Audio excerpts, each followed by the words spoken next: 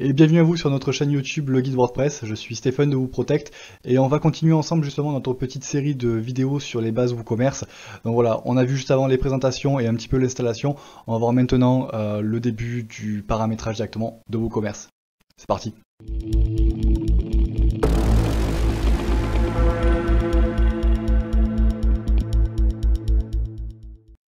Voilà, donc du coup on est directement de retour sur notre site de test.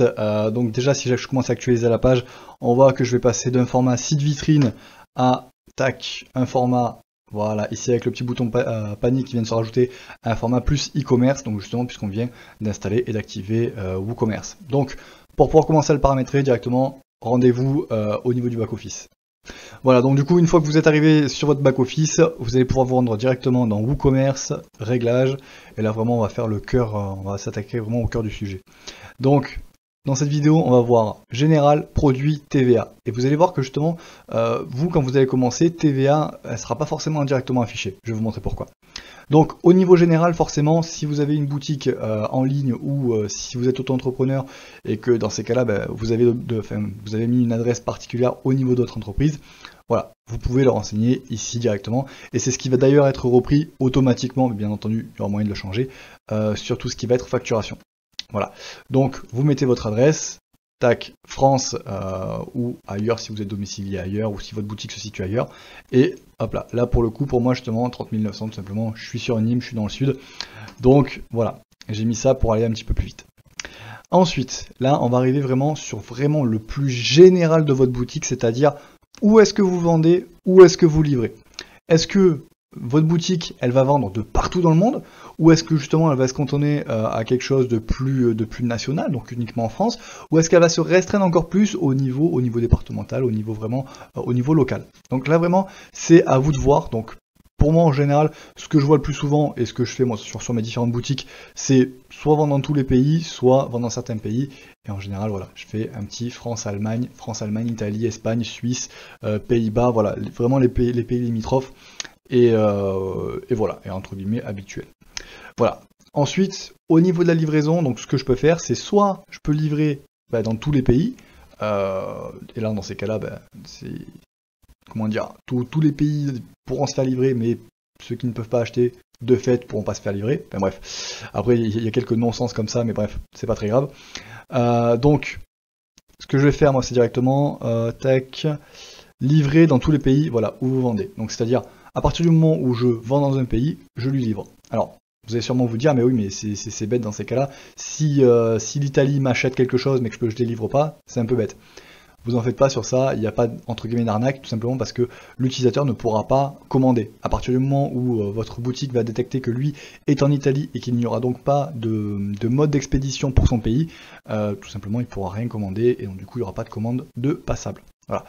Et au niveau de l'utilité que ça a, c'est tout simplement si vous avez une boutique qui vend à la fois par exemple du matériel téléchargeable, enfin des produits téléchargeables ou des produits physiques, ce que je peux dire c'est par exemple mes produits physiques je les vends et je les expédie uniquement aux pays limitrophes. Par contre effectivement s'il y a quelqu'un aux États-Unis qui veut acheter par exemple une de mes images téléchargeables, bon il n'y a pas de problème.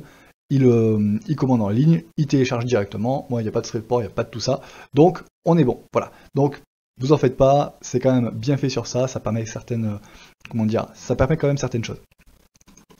Donc voilà, pour moi, étant donné que c'est une boutique de test, là pour le coup vraiment, je vais pas m'embêter, je vais vendre dans tous les pays et je vais livrer dans tous les pays. Voilà. Encore une fois, adapté forcément par rapport à vos besoins.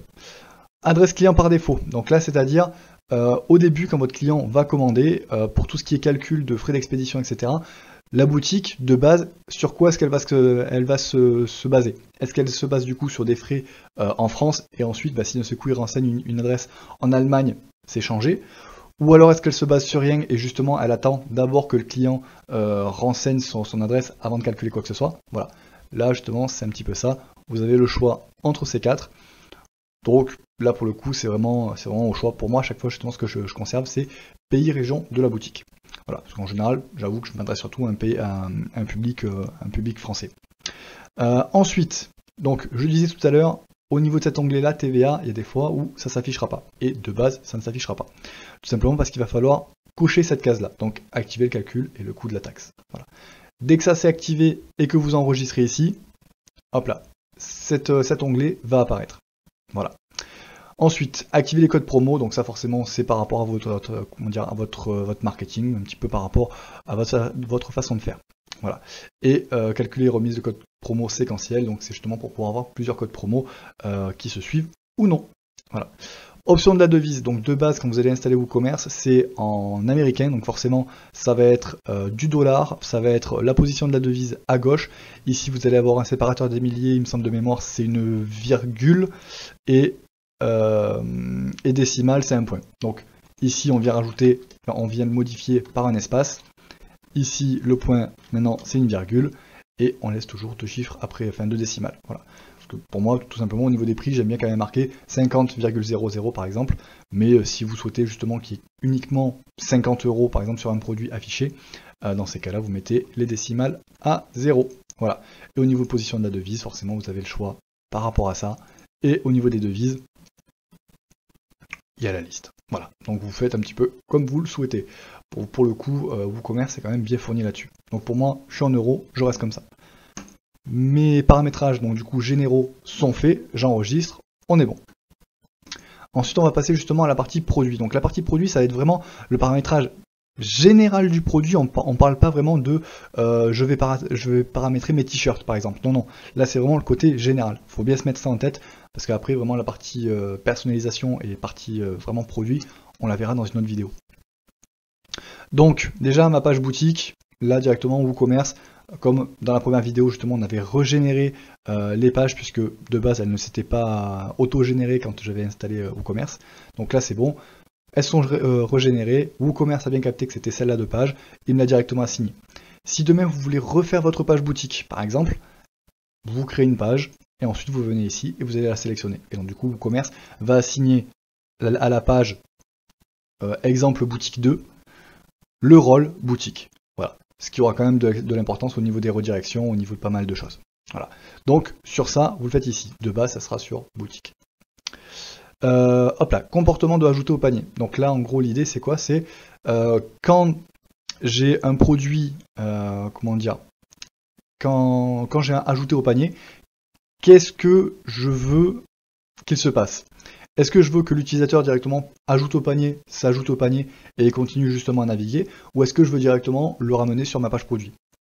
Vous avez bien compris, si vous avez une boutique monoproduit ou un marketing assez ciblé, justement, ça peut être le cas. Voilà.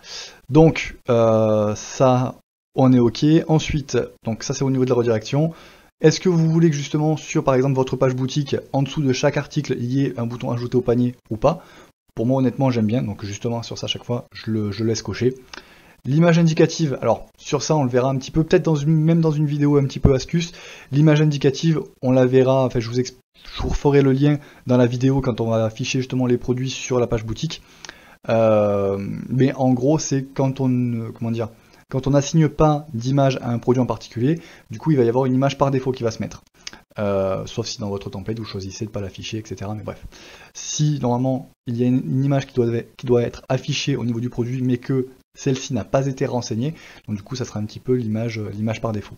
Donc pour la retrouver, normalement vous allez directement dans Médias, et en fait, hop là, c'est celle-ci. Voilà. Donc en fait c'est cette image-là justement qui sera affichée à chaque fois. Voilà. Tac. Hop là, revenons justement au niveau de notre réglage boutique. Donc l'image indicative, on la laisse sur 45, je vous montrerai dans une autre vidéo justement comment la changer. Dimension, donc du coup voilà, là encore une fois, ça dépend de votre boutique, ça dépend un petit peu de vos besoins, vous avez le choix entre les différentes unités de mesure. Voilà. Et concernant maintenant les avis, vous allez avoir le choix en fait tout simplement, soit d'activer les avis pour vos produits ou non. Alors sur ça c'est un petit peu à double tranchant, tout simplement parce que un produit qui va avoir beaucoup d'avis positifs, c'est super, vraiment ça fait parler et c'est assez bénéfique.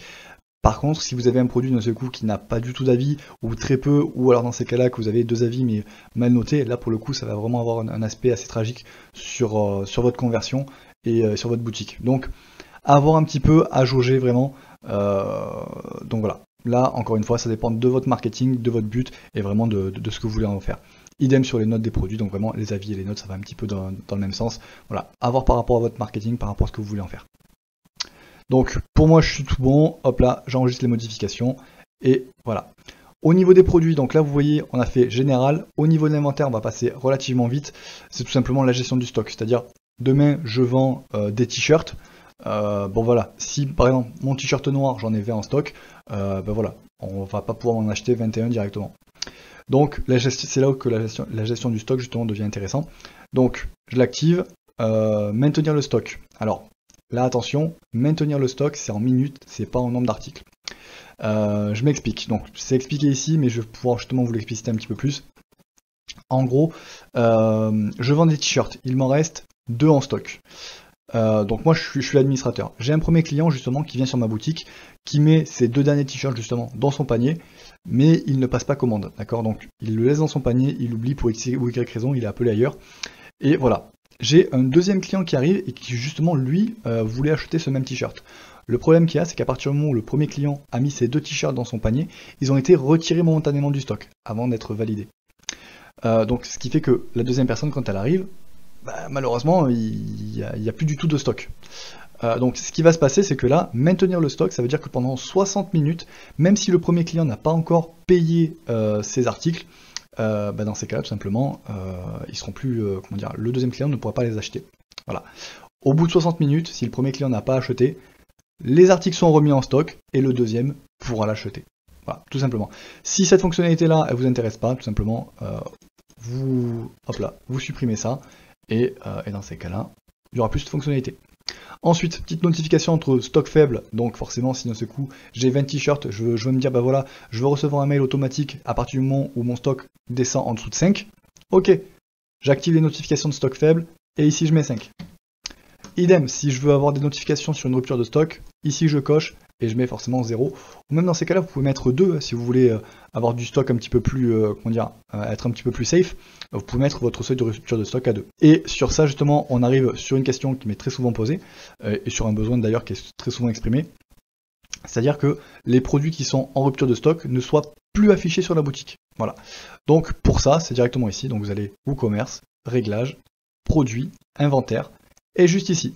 Si vous le cochez, donc si on fait comme ça, tout simplement à partir du moment où un produit ne sera plus en stock, il ne sera plus visible sur la boutique. Voilà. Donc tout ce qui va être contenu dynamique au niveau des boutiques, au niveau de tout ça, il sera plus affiché.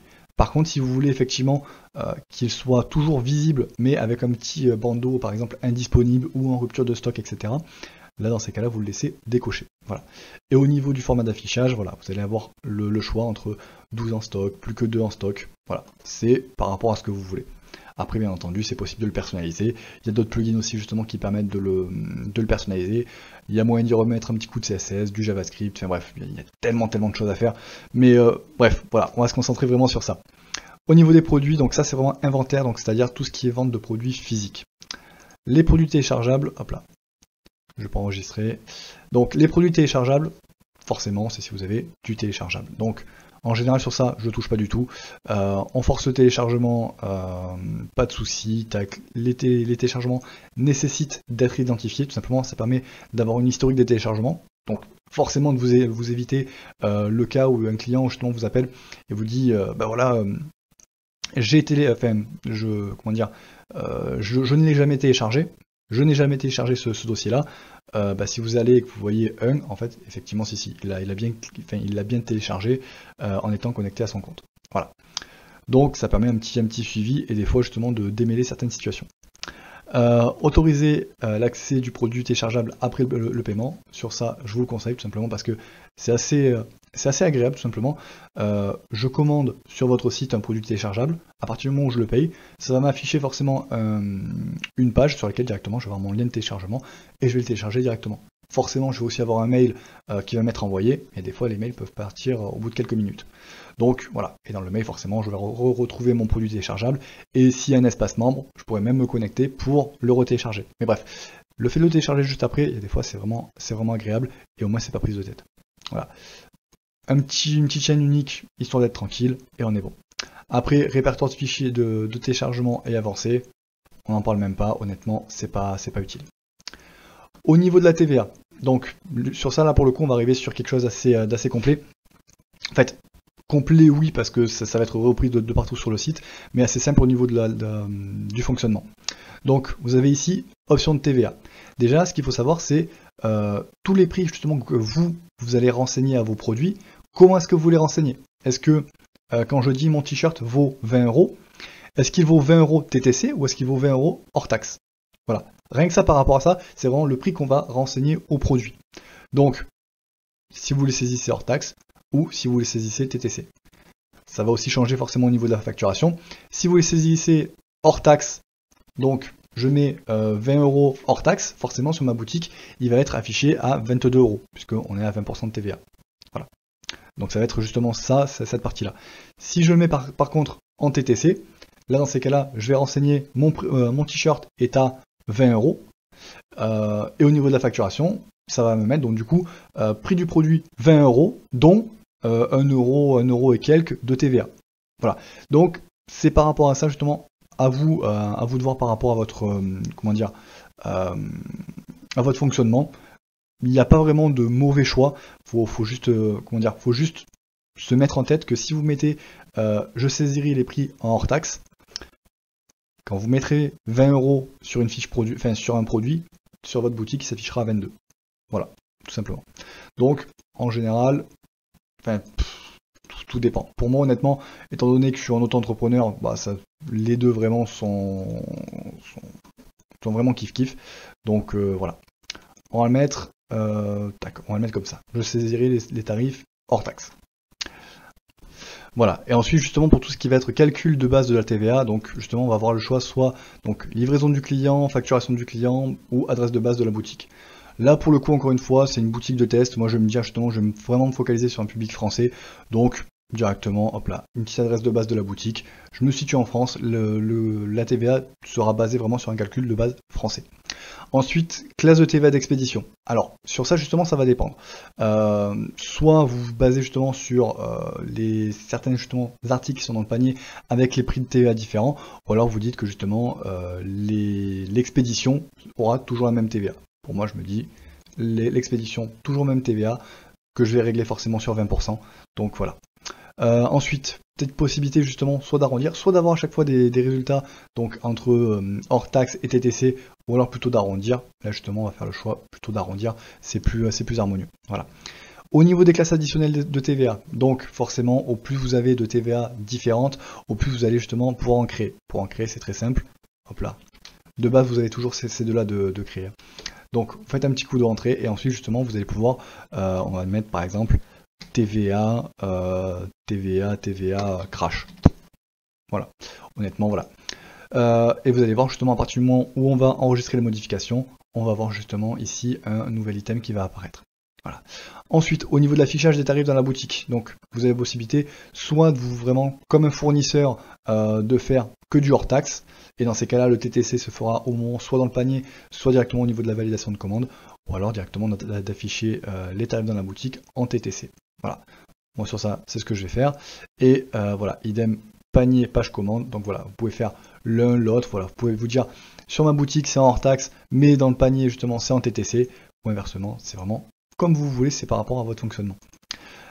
Suffixe d'affichage du prix, ça, on va pas en mettre.